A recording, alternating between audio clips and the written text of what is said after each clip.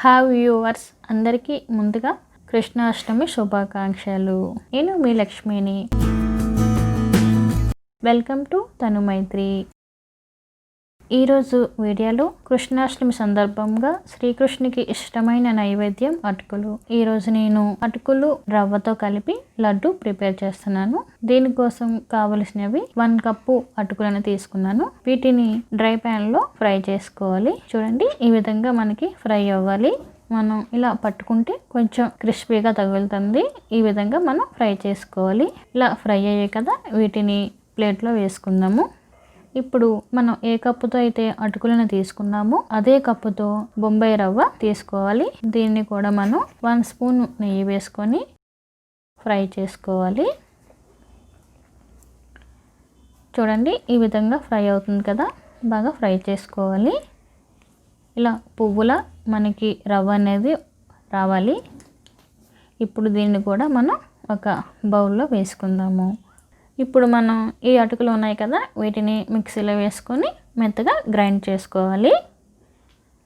చూడండి, ఈ విధంగా గ్రైండ్ అయింది కదా, దీన్ని ఒక బౌల్లో వేసుకున్నాను.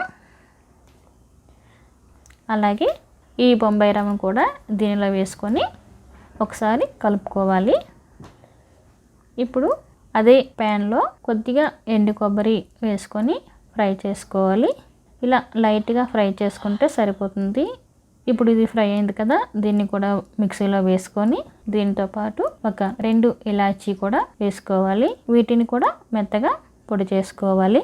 ఇలా పొడి అయింది కదా, ఇప్పుడు దీనిలో బెల్లం తురుముకొని మనం ఏ కప్పుతో అయితే రవ్వ తీసుకున్నామో అదే కప్పు బెల్లం తురుము తీసుకొని ఈ మిక్సీలో వేసుకొని మళ్ళీ ఒకసారి గ్రైండ్ చేసుకోవాలి.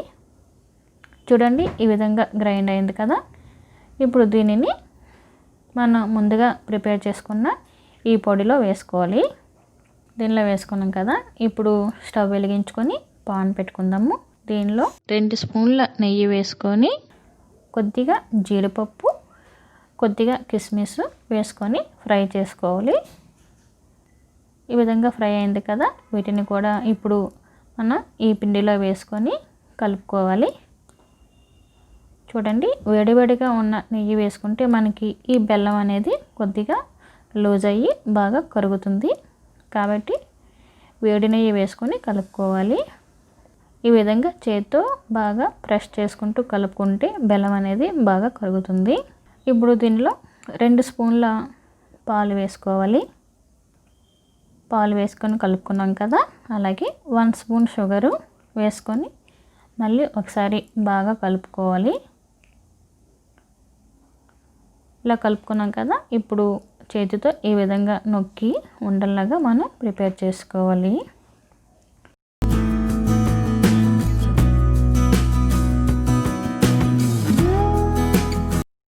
చూడండి, ఇదే విధంగా మొత్తం అన్నింటినీ మనం ప్రిపేర్ చేసుకోవాలి.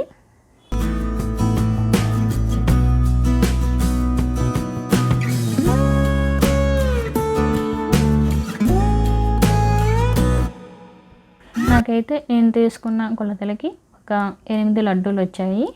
చూడండి, చాలా బాగున్నాయి, చాలా సాఫ్ట్గా వచ్చాయి, చాలా టేస్టీగా ఉన్నాయి. అలాగే మీరు కూడా ఒకసారి ట్రై చేయండి. ఈ వీడియో కానీ మీకు నచ్చినట్లయితే లైక్ చేయండి, షేర్ చేయండి, మర్చిపోకుండా మా ఛానల్ని సబ్స్క్రైబ్ చేసుకోండి. Thank you for watching. Bye.